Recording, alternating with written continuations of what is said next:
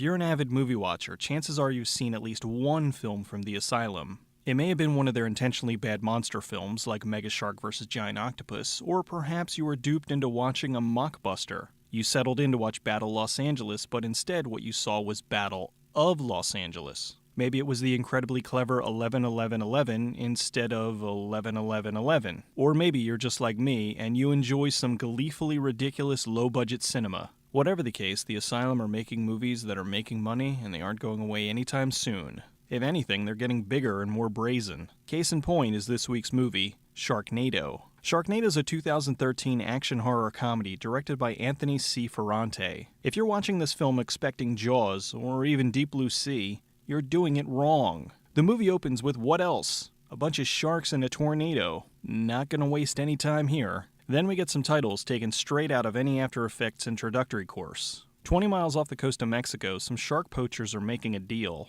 The stock footage tells the crew there's a storm coming. The boat is then attacked by the hungriest sharks you've ever seen. The storm kicks up and swallows the boat. We then cut to the opening of Baywatch.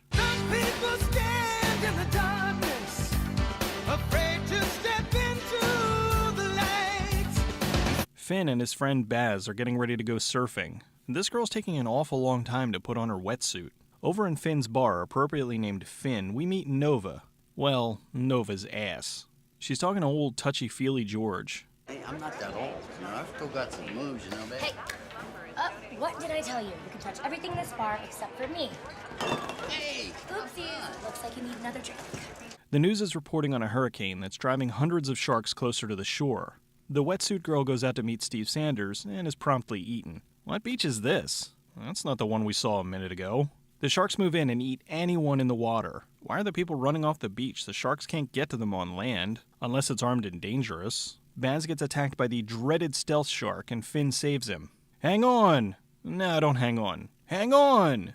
Nah, don't hang on. The lifeguard's bandaging Baz's leg. Sweet, she's taking her top off.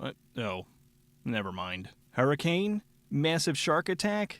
No need to close up shop, let's get to drinking. Finn's worried about the hurricane, so he calls his ex-wife April. Hello, Wexler residence. April, it's Finn. Yeah, Finn, I know your voice. What do you want? I think she hangs up pictures of herself so she knows she's in the right house. The hurricane's kicking up the waves, so Finn closes the bar. Just look at those waves that seem to be localized exactly outside of the bar. A shark leaps into the bar and Nova kills it. Everyone's leaving, and not only do they have to contend with giant waves and gale force winds, but hungry, pissed off sharks. The Ferris wheel comes loose and rolls after everyone. Clearly, they've seen Prometheus. The news is talking about the storm that just tore through the beach. We are here live at the Santa Monica Pier. This is what remains after the massive storm tore through this popular attraction. Yeah, look at all this devastation. Lifeguard stations intact, trees not knocked over, families out enjoying the water. It's like Armageddon, I tell you. Finn, Nova, Baz, and George all head to April's house to check on her and his daughter. They drive inland through majorly flooded roads, even though a minute ago it was bone dry. The sharks have now taken over the streets because, sure, why not? What the hell are sharks in the streets? One of the sharks is under the car. Why are they panicking? It's not like the shark is going to carjack them or something.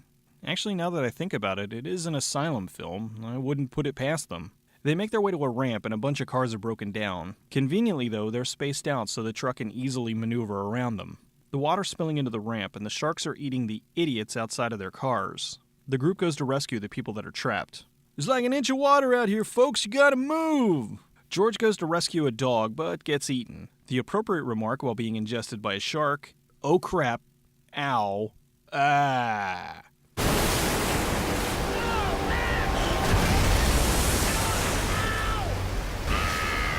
George is dead. Oh, who will sexually harass me now? The group finally makes it to... You can tell it's Beverly Hills by the Family Mart store. They get to April's house. Tara Reid shows off her impressive acting skills. Now, will you let us in? No, I told you not to come. No, just go away. Take your little stripper friend and Baz, leave. Keep in mind, this is the actress that Uwe Boll actually said he would never hire again. Finn wants to take April and his daughter Claudia further inland, but April's douchey new boyfriend is against that. Thankfully, a shark flies in through the window and kills him. Yes, an IKEA particle board cabinet is just the thing to hold back a 500-pound shark. Nova gets out of the water and fills the shark with lead. Hey, I know you must be devastated since you just lost your boyfriend and all, but I can't pass up this opportunity for a one-liner. Looks like it's that time of the month. Finn distracts the shark while the rest of them head outside. The water's waist deep in the house, so it must be at least a foot or two outside, or not even at all. They drive away and the house crumbles to the ground. The builders of that multi-million-dollar mansion really cut some corners. The group heads to an airfield to pick up Finn's son, Matt. Finn sees a school bus full of children surrounded by sharks. April takes this opportunity to nag him. Well, she's certainly seen better days. Finn moves the truck to the bridge overhead so he can rappel down and rescue the kids, because who doesn't keep rappelling gear in their car at all times? How deep is this water? It can't be that deep. This road is pretty dry and it's like 5 feet away. Finn rescues the kids and their hippie teacher. Finn's climbing the rope, and is a shark really climbing up after him? This is awesome! He cuts the rope and makes it to safety. The wind kicks up and the Hollywood sign starts flying off. So, we got Finn, Nova, Claudia, April, Baz, and hippie teacher guy. If you guess the hippie teacher is gonna get killed, give yourself a bell. My mom always told me Hollywood would kill me. That was very Final Destination-y. Hey, didn't a giant letter just slam into the bridge? Where'd it go all of a sudden? Traffic doesn't seem to be too affected by it. Finally, we see some full-on Sharknados. Sharks, what are you doing? You're not helicopters. A shark bites its way into the truck, so they kill it, but somehow it cut the gas line, and the truck explodes. They stop at a liquor store to get some supplies. Good to know, in the middle of the sharpocalypse, you can still get booze. A news alert pops up on the L monitor. They break into a car lot and steal a souped-up Humvee. They drive through a police barricade and the cops chase after them. Good thing this Hummer has nitrous. They get to the airport as the first Sharknado makes land. The group finds Matt and some others hiding in the hangar. The teacher wanders off and gets sucked through the roof. The group hides and survives, but the hangar gets trashed. They get outside and see there's a helicopter that's untouched. Matt looks at the outside of the helicopter and somehow knows that it works. Hey, you know what? She'll fly. The group decides they're going to make a stand and fight the Sharknados. Sure. Semper Paratus. Oh, what? Now there's piranhas? They see a supply shot to make weapons. Baz builds some bombs so they can blow up the tornadoes. They're going to blow up the tornadoes. We're venturing into Michael Bay territory here, people. Finn grabs a chainsaw, April grabs hedge clippers, and Claudia updates her Facebook status. Matt notices Nova's scar. Oh, don't look at my scar, even though I wear bikinis and cut-off shorts. Nova tells Matt about how she was attacked by a shark when she was a kid, and now she hates sharks. So let me get this straight. They're gonna fly a helicopter into the Sharknados and drop bombs into them. I just want to make sure that this is actually happening. The shark attacks the chopper, so Finn shoots them. He's shooting at a tornado. Would that work? Would any of this work? They drop a bomb and take out the first Sharknado. The sharks are falling out of the sky. They kill one of the kids and Baz. They drop a bomb and blow up the second Sharknado. More sharks are falling out of the sky. The red shirt kid gets killed, and to add insult to injury,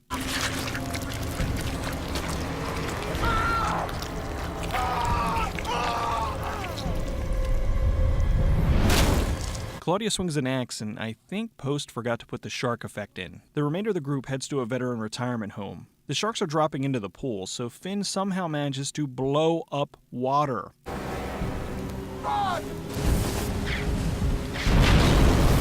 They try to blow up the last Sharknado, but it doesn't work. Nova falls out and gets eaten by a shark.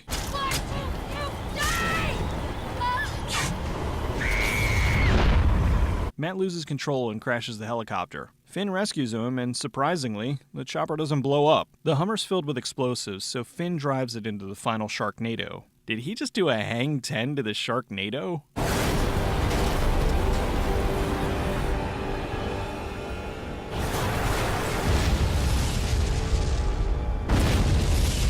So now hundreds of hungry, growling sharks are falling all over Los Angeles. Finn runs back to the group, and here comes the money shot.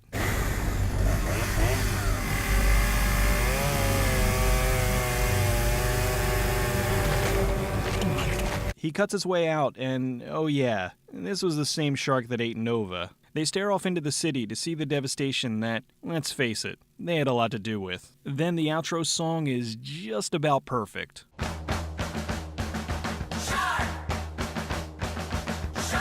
The movie was filmed mostly in Los Angeles and Santa Monica, California, in 18 days for $2 million. The Asylum's most expensive film to date. The movie was shot in January, so the water was very cold. There's the director in a cameo because he couldn't find anybody willing to run out into the cold water again. The mansion sequence was actually inside of a pool. They built the set in a pool so they would have an easier time filling it with water. They didn't put on a roof, which is why you never see any shots past a certain level. The original title for the film was Dark Skies. It was way too serious for this kind of movie, so they changed it to Sharknado. When the movie was first announced, there was a very positive buzz starting because it just sounded hilarious. Lots of fake shark-related disaster posters popped up like Sharkacane, Sharkano, and Sharkalanche. These may sound ridiculous, but keep in mind, Arachnoquake exists. Anyway, when the film finally aired, Twitter exploded with a nonstop barrage of Sharknado-related tweets. And while the film's first airing didn't have the highest ratings, the repeat a week later had a massive jump in viewers, probably due to the people wanting to get in on the Twitter fun. The movie aired again, and once more, viewership increased. The movie went viral, much in the way that Snakes on a Plane did years earlier. Unfortunately for Snakes on a Plane, it had a much bigger budget to recoup, and it didn't pull in as much as they had hoped. Which leads me to this. Let's talk about The Asylum. First, a little history. The Asylum was founded back in 1997 as a small production and distribution house. They originally wanted to buy up small horror films and teen sex comedies for distribution, but larger companies like Lionsgate got the rights to all the good ones because they had more money. After losing out on many movies, they decided instead to take the money and make their own. After a series of unremarkable films, they accidentally struck gold. They were running low on funds and bankruptcy was looming. In 2005, they were working on an adaptation of H.G. Wells' War of the Worlds. They found out Paramount was doing a big-budget version with Spielberg at the helm. They almost halted production until Blockbuster Video told them that if they finished the film, they'd order 100,000 copies for their stores. Blockbuster explained to them that there was a market for people who wanted to see the movie, but didn't want to go to the theater to do so. They found that for every blockbuster that came out, people would come looking for similar movies to rent. Seeing the potential, the Asylum shot King of the Lost World, which was a knockoff, or mockbuster, of King Kong.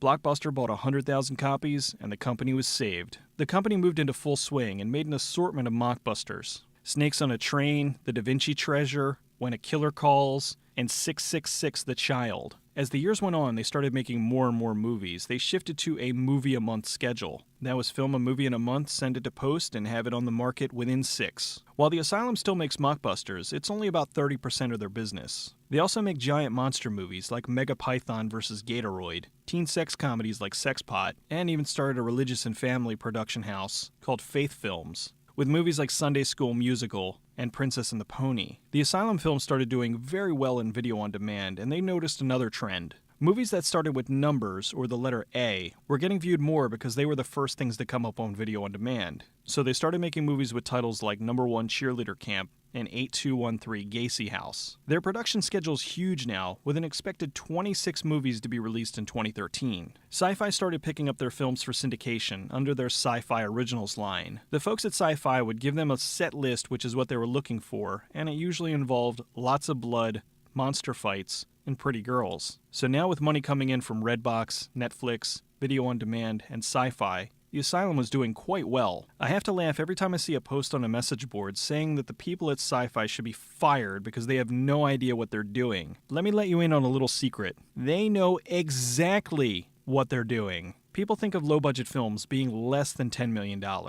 For the Asylum's earlier productions, they had a budget of about $50,000. Eventually that moved to an average of about $100,000, with most films now coming in at about $250,000 to $500,000. Now, occasionally larger productions like Atlantic Rim get $1 million, but they usually try to stay under that. They had a lot of faith in Sharknado, hence the gamble with the bigger budget. The Asylum has a group of directors they like working with. Getting a job directing with them usually consists of getting a phone call saying, "Hey, we're going to do a movie next week. You want in?" If you agree, you get a script emailed to you, and a few days later, you're flying out to do a movie. Ever since they redid their business plan in 2005, they have yet to produce a film that has lost money. Put that up against the barrage of Hollywood blockbusters that have underperformed, and they're looking pretty good. Sure, they're not pulling in hundreds of millions of dollars, but they are living quite comfortably. If one of their films did fail, they would only be out about $1 million, as opposed to the likes of The Lone Ranger, which is out $250 million.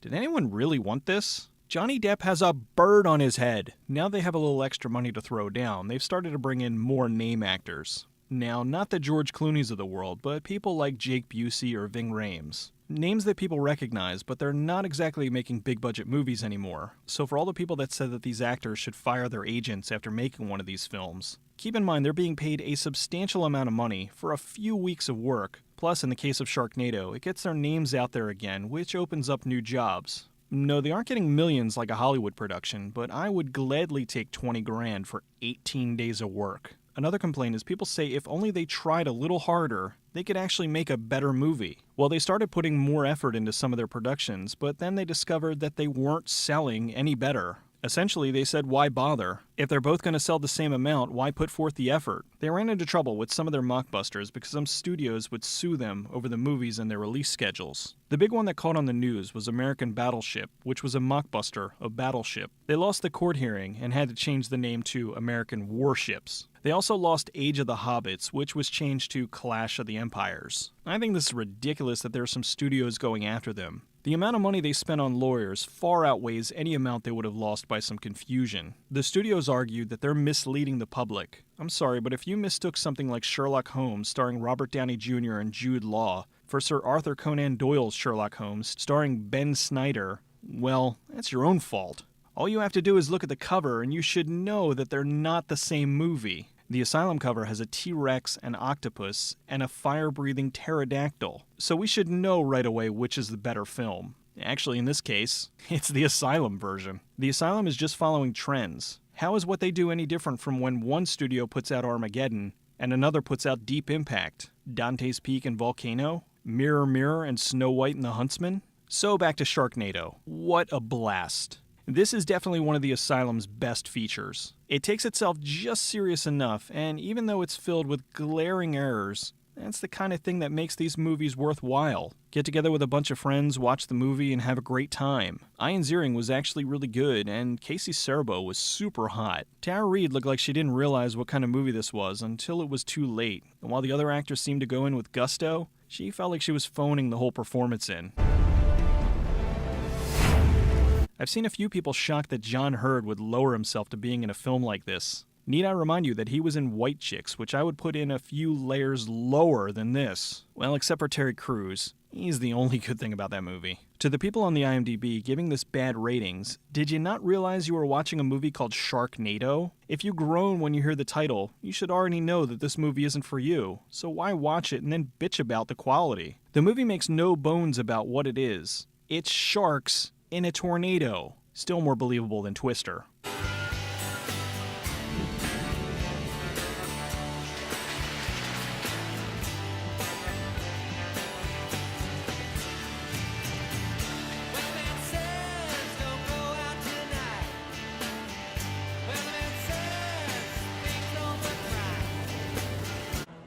I'm just happy you're okay. Hey, what are you doing? What do you think, you're too old for me? No, I'm your boss. So? So, go get back to work. Hey, I'm not too old for you. I don't think. I'm not your boss. 2 out of 3.